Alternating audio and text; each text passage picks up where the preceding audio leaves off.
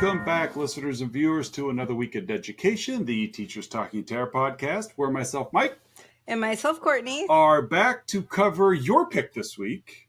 Yes. Yeah, I've watched so many movies this week that I had to go back into my letterbox diary to remember what we even watched. Now, I've seen it several times, so that's not the issue. But I'm like, what was Courtney's pick? I actually counted. I have watched 10 movies since I watched this one.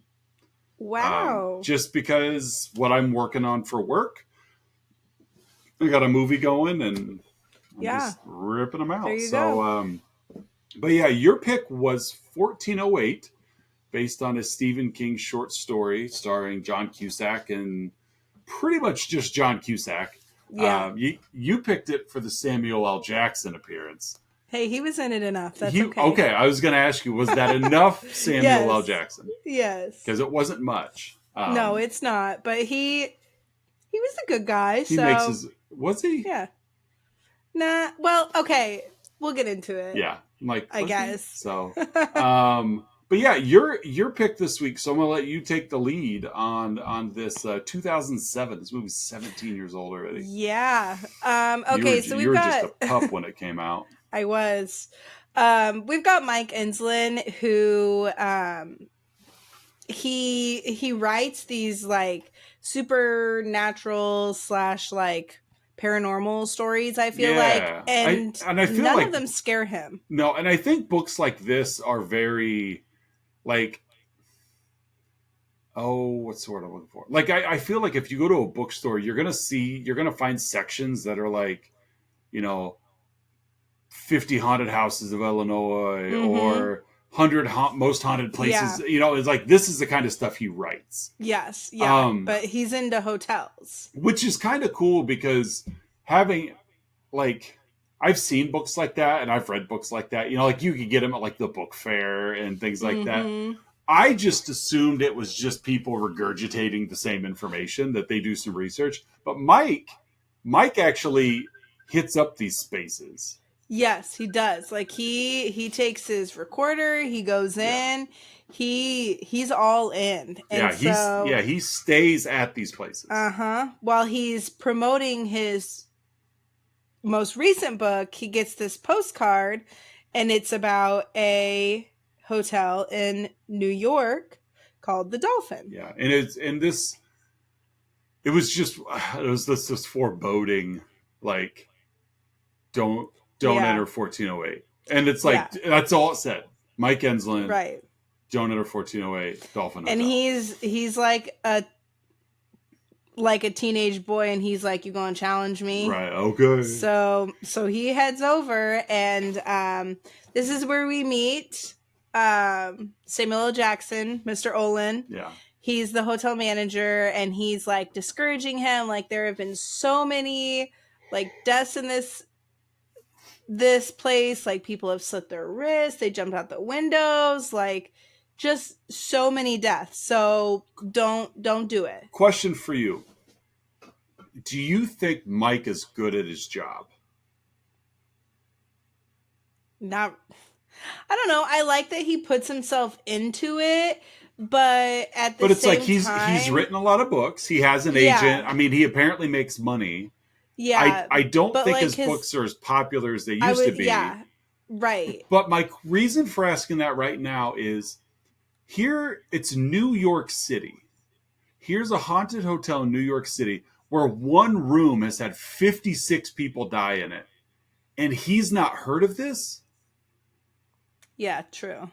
That's what jumps at me, is I'm like, wait a second. Yeah. This guy's supposed to be like the Stephen King of haunted places, haunted place books. And that, even as I watched it a little more critically this time, I was watching and I'm thinking, how has Mike Enslin not heard of this place if 56 people have died in this one room? Not this hotel, this one room. Maybe that's how on the DL the hotel keeps it. I suppose. Who sent him the postcard? Probably Mr. Olin. The same guy who's trying to talk him out of staying in the room. Yeah, because he doesn't want someone to die on his count. But he invited him to the room. Correct. If he I don't didn't want know. someone else, because he wants to seem like hey, I don't want you to die. I don't want you to do this. Or maybe his like agent did it. Like, hey, listen, dude, your sales are going down. You've got 5 people here at this book reading. I mean, let's get you somewhere a little creepier. Because this was a nice hotel. It was busy. Yeah. So I don't get the vibe that this is the kind of publicity this hotel wants. Right. Because it's obviously something they're trying to poo-poo as they're, you know, like no one, like basically the whole floor's off limits, kind of. Yeah. No one can go in there. And Mike's like, tell me more. But you don't know about this? Yeah. Like, you're supposed to be the expert. Oh, well. Really, up to this point, it's just pre-story. Right. It's really just to kind of give us a little indication who Mike is and introduce us to the hotel. Because the movie has started, but nothing's like... He's not in the haunted room yet. So really, Correct. That's the whole reason for watching the movie. Yeah. Now, there's something up with Mike's family. Yeah. So like you kind of get bits and pieces that his wife is no longer in the picture and that it was, I don't want to say like a dramatic divorce / split up, but it was definitely like not a good one. Just the vibes that you get like in the beginning, because he's always on these book things. Yeah. Like, and their daughter died.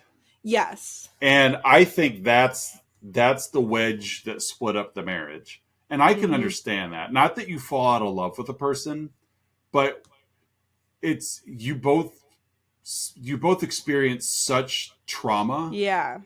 That it's kind of like if something bad happens in a house, you want to move out of the house. Well, it's like here. I think Mike buries himself in his work. I don't think it has anything to do with wanting to talk to the other side or anything like that. I just think that he thinks everybody's just BSing him. You know, we got a haunted house. You know, like they use it for publicity, and he just breezes right through these. But so he does have a family. He's got a wife. Whether they're separated or not, I don't know. But they do still communicate when they need to. We find out later, like she's his emergency contact. Like, right. But yeah, they had a daughter. She passed away.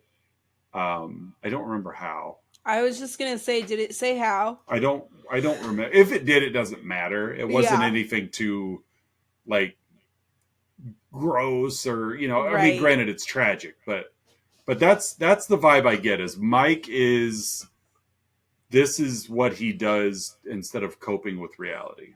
Right. So he just throws out some like legal, like, I'm gonna sue the hotel if you don't let me stay in here, blah blah blah. Well, because they won't let him, and his agent calls and they're like, they have to. If the room's available, they have to give it to you. And so the room gets ready. So Olin's like, okay. Yeah. We open the chapter of heading up to the room, and Mike's like describing it, and it's just this regular boring room, like just a room. Paintings on the walls, whatever. Oh my goodness, we're yawning back and forth. Welcome to a 3-day weekend. Yeah. And then like as he's kind of going in, just talking about how boring it is, the little mini cassette recorder starts playing. Well, it was the clock radio. Like he's speaking into the mini, like he's got that like recorder. It's probably a little before your time. Yeah, the alarm clock looks like the one that my dad still has on his side of the bed. But yeah, the clock radio starts up, and it's... I've always thought Karen Carpenter of the Carpenters, she's got a beautiful voice, but I think it's kind of a haunting voice. Okay. The Carpenters were very popular, and she's just got this very melodic, just soothing kind of voice. But it's that same kind of voice that you throw one of their songs in, like The Strangers. Yeah. And it's like, oh, that's just creepy. Well, that's what they've done here. Yeah. They take the Carpenters. We've only just begun. Which, ha ha ha, it's like the room's He's only taunting just him. begun. Yeah. Right. So there starts a little countdown on the clock, and it winds itself up to 60 minutes, and he flashes back and remembers like nobody lasts more than an hour in this Right. room. Yeah, that's what Olin told him. That anybody that's tried to stay can't make it more than an hour. Mm-hmm. And this is where it all starts, like this hour of torture almost. Yeah. He starts to see like the room's victims that have climbed out of the windows and jumped, and those that have like just hung themselves. Like he just starts seeing all of these, and he's also seeing Katie. Yeah. Who is his daughter that passed away. Right. And his dad, who was very sick. So he tries leaving the room, can't, like windows are boarded up, doors bricked in, like all of these different things. Yeah, because he's not on board right away. Like he just thinks it's a lot of show. Yeah. Like because he's never stayed at a haunted place and actually had to deal with entities. Right. And he's thinking like they poisoned my alcohol. Yeah, because he's like, he gave me a drink, he didn't have one, like that's it, he drugged me, Right. The room starts acting like the thermometer gets really hot, the thermostat goes way up, doesn't come down. He calls someone to come fix it. The guy won't come in the room. Like he comes to the door, he's like, and he walks him through how to do it. And even he's like, "Hey, and he's just gone." Like, the guy won't hang around. Nobody hangs around. Nowhere, and he's nowhere to be found either. Like he peeks in the hallway, and like it's just empty. Yeah, it's like the guy sprinted. So he hops on with onto his laptop to like Skype call whatever Lily. Yeah, his wife. And just be like, listen, you've got to send someone here. I'm in room 1408. I can't get out. Like, I need help. Yeah. Well, at this time, it's so hot in this room again that the sprinkler system has come on. Yeah, which like shorts out the computer in the fastest computer shorting ever. Like, right. It's like one drop of sprinkler hits that computer, and it's like, I'm out. Sorry, I'm broken now. Like, they will do that, but not that quickly. Yeah. And then it's like the room gets really cold, and the computer starts working again. Yeah. Because then Mike is watching himself have a conversation with Lily of like, come up to the room, come up here. Like, it's basically that conversation that he just had her end, but it's not him. Yeah, and it ends with like a little his doppelgangers giving him a little wink, and the call ends. And this, like, I feel like this just speeds up so much because it's like there's a ton that happens. A hurricane / earthquake in the room. He's falling into this picture that he had described as boring earlier, which is just this like ship in a storm. Yeah. And starts flooding. Well, then he finds himself like surfing. Yeah, like because it's like it starts to like that painting starts to interact with the room. Like the ship at sea, like the ocean comes out of the picture into his room, which then he's underwater. But then, like you're saying, and this is where the movie gets kind of confusing. Yeah, it does. Because he apparently he had a surfing accident years ago. I mean, he was still an adult, but like, so him being trapped underwater from this ship, like he relives that surfing accident, but now he's like, it's like he's out of the room. He's completely out. Right. But he has the memory of the room. Yeah, like this is all just like a dream. It's really, it's kind of tricky to follow if you've never seen it before. So he gets saved. He's in the hospital. Like we just saw him unable to escape, and now inexplicably he's just somewhere else. Yeah. He and Lily, reconcile. Like it's just his life is back to normal. Although he does remember the hotel experience, the room 1408 experience. So he's just like, oh, at best, he's like, it had to have been a bad dream. Like, there's just no other excuse for it. It's just a terrible dream. Lily is like, you should write a book about it. Like, because that's what you do. Like, you write books. Because he had, before he got onto this, like, scary haunted house thing, he was a novelist. Yes. And he had written one that's pretty critically well received. But I think just Katie's death just took him off that. So, But yeah, he does. He writes the book. Like, again, so you just wonder, because the time jumps are just crazy far. Because she's like, you should write a book. Well, then he writes a book. And it's like, so apparently there is a very long stretch of his life. Yeah. Where everything just feels normal. Yeah. Like, it has to be months. Right. Because he's written a book. He's written that book, yeah. And when he gets done writing the book, he goes to send it off to the publisher.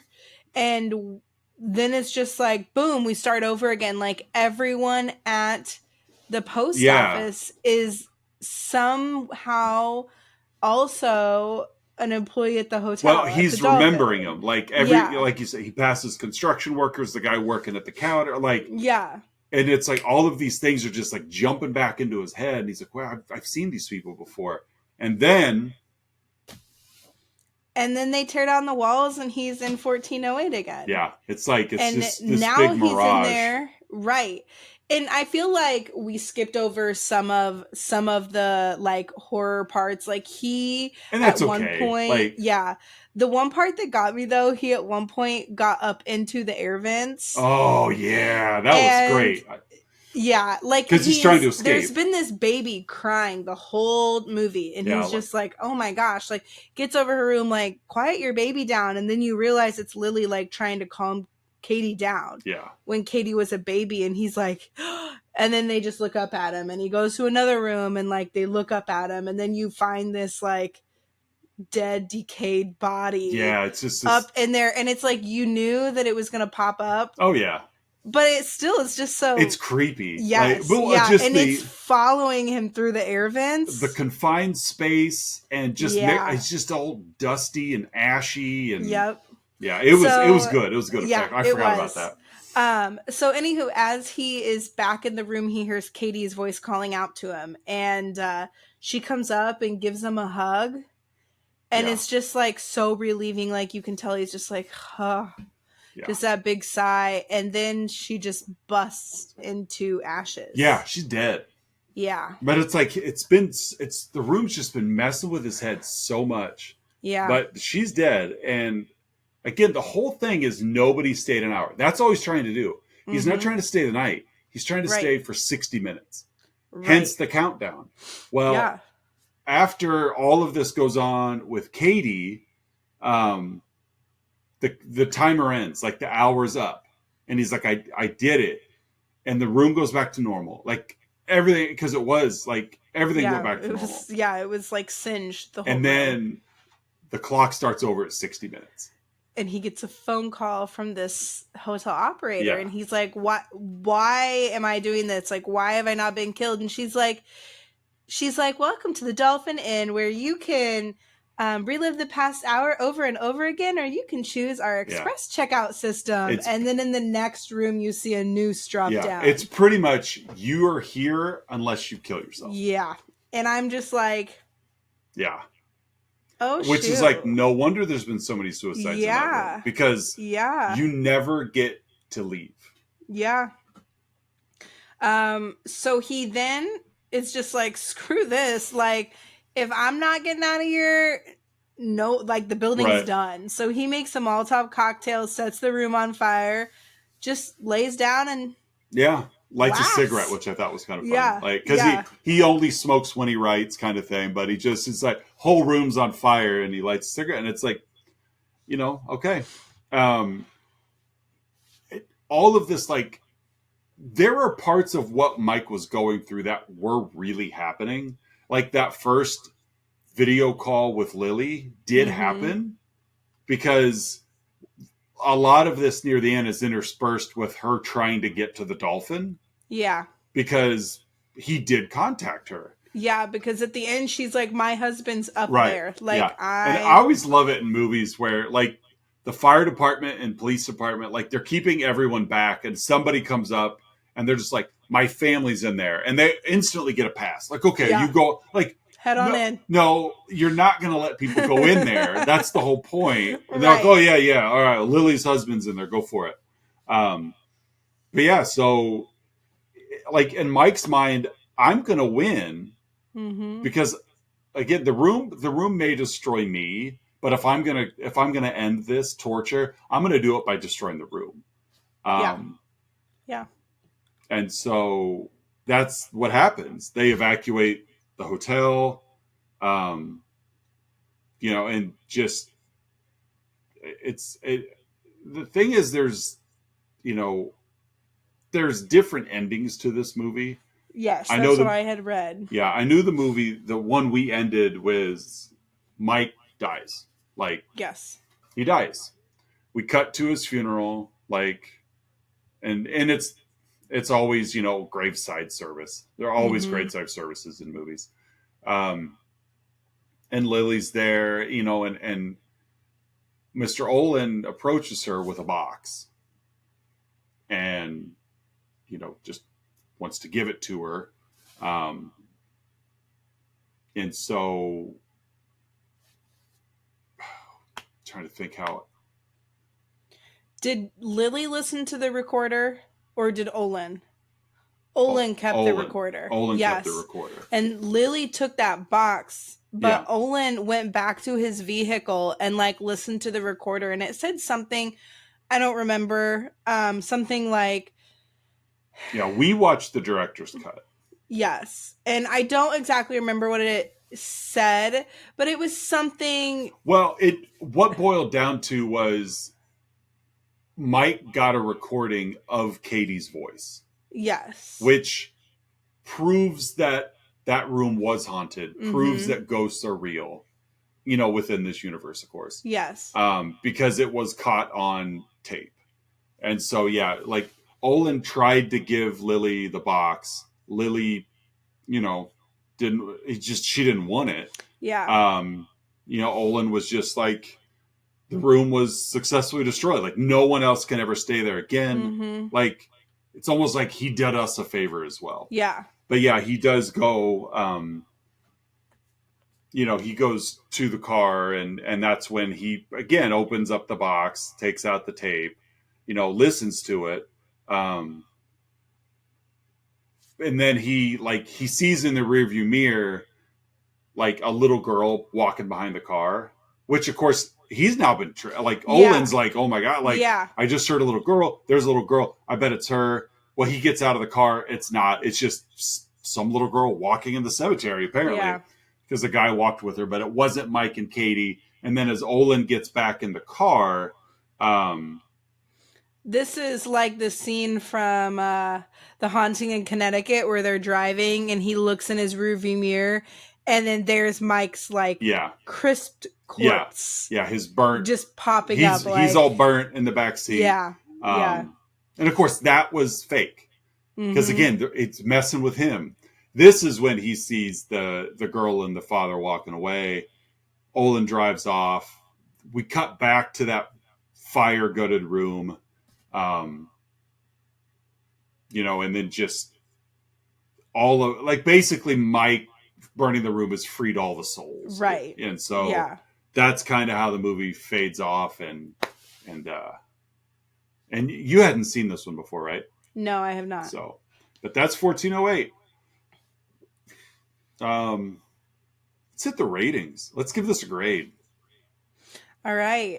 I'm going to give this one a B plus just because I was curious how well you liked it. I liked it, but it was just kind of like, I don't want to say it was a slow burn because it was a quick movie, but it was also just like a slow burn at the same time. I think if that makes sense. I do. I understand. And I think it felt that way because we never left the room. Yeah. And so it was pretty much a one-man show. Right. For quite a while. We did get a little bit of release when he had the whole, this was just a nightmare. Mm-hmm. but yeah, I can agree with that. I'm going to give the movie a B. I think now that you've kind of put that into words, a lot of that is the same. I think this is one of those movies you could probably only watch once and have it be effective. Right. Not that it's not good, but it's like if there's jump scares, they're going to get you once. Yeah. Yeah. You know, they're not going to get you again. But it's a fun movie. It's a quick movie. What's it roll in like an hour and a half? 104. It's like an hour and 45. And so, but yeah, I see it. You feel very confined. Yes. In that room, which I think is the point. But yeah, I think that would be the way you go. B plus for you, B for me. If you were a character in this movie, which character would you be? Who are you? I would be Mike. And I say that because I am always the friend that wants to do something that I know it's not safe, but I want to just do it and just to see. Like, and my friends are like, Courtney, don't do that. Like when we're hiking the Grand Canyon, like I'm like hanging off the edge, like, let's go. And Eric and Maggie are like, get back, get back. Like, I'm like, let's just go out a little further, guys. Like, just take a picture of me out here. They're like, you know, someone died like here doing that like 2 weeks ago, right? I'm like, well, not me. Like, so I don't know. You'd be Mike Enslin. I love like doing that stuff. And my friends are always like, no, you've got to stop. You can't do that. So yeah, I would be checking out the haunted room. That's fair. That's fair. People told me not to. This is tricky because there's not many characters in the movie. Right. I wouldn't be Mike. I don't mind taking risks and chance, but not to this degree. I'm not afraid of haunted things. Right. But I wouldn't like seek it out. Like if someone's like, hey, that house is really haunted, I'll just take your word for it. Like I don't have to go test it. Yeah. Not out of fear, but just out of I don't care. Exactly. And so I guess Olin, or probably Olin. I'd try to talk him out of it. I would like to know who sent the postcard. Yeah. Because really the only other character is Lily. Like right. And you know, it's I guess, but I think I'd probably be Olin. I'd like to think that I'd be a manager of a big hotel. So is it Shuffle Week? Yes, it is. Did you? So I just Googled like who sent the postcard in 1408. Who's Gerald? I don't know. Hold on, let me get down to the cast. I don't know. Okay. It doesn't say in the cast here. Huh? It says Gerald sent the postcard. Oh wait, first. That's Olin. Gerald Olin. Oh, okay. So Olin sent the postcard. Just so he could meet more than his match. It says. I don't know. Which is odd. It's like you sent it and then you don't want him to stay there. Yeah, yeah. It's like he's playing hard to get. Yes. So, let me pull up Plex and get the old shuffle ready. Let's see here, movies, unwatched horror. I'm kind of hoping it's like a recent one. If it's not, that's okay. But I feel like all of our shuffles recently have been like older movies. Yeah, well, there's a lot of old movies. Yes, which is okay. I've liked them. Right. I'm gonna take off the unwatched because there's movies. It'd be different if I could shuffle it by what we. Yeah. Right. So I'm gonna just I'm gonna hit shuffle here and see what pops up.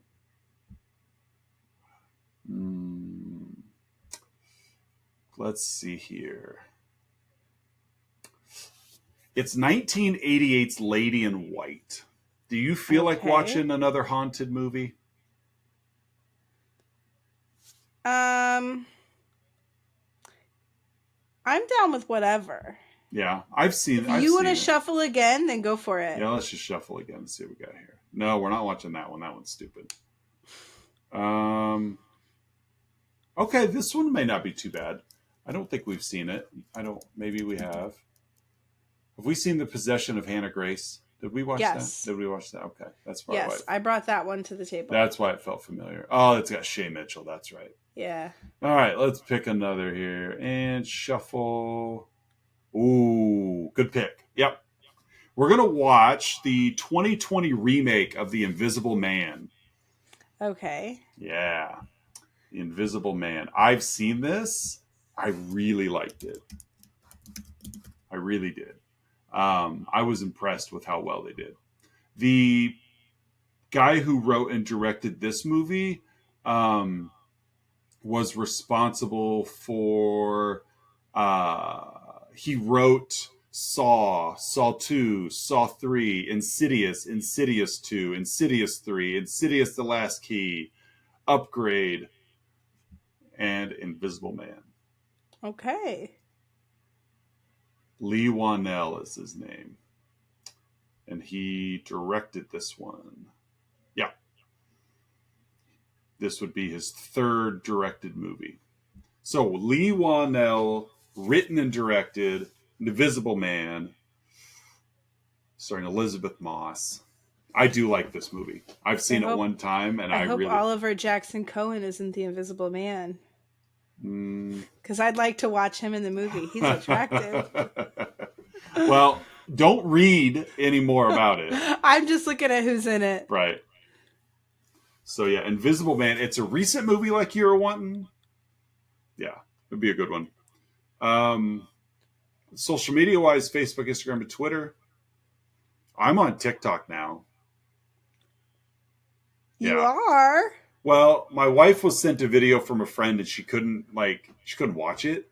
Yeah. And so we're like, let's just join it, whatever. Yeah. And so I don't know if I'm going to go the route to take the show to TikTok, but we'll see. I don't know.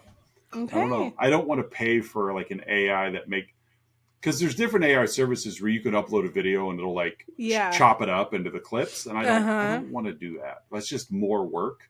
Right. And I don't want to do more work. So that's it. So social media wise, I already dropped that. And we'll be back next week to talk about The Invisible Man, the 2020 remake.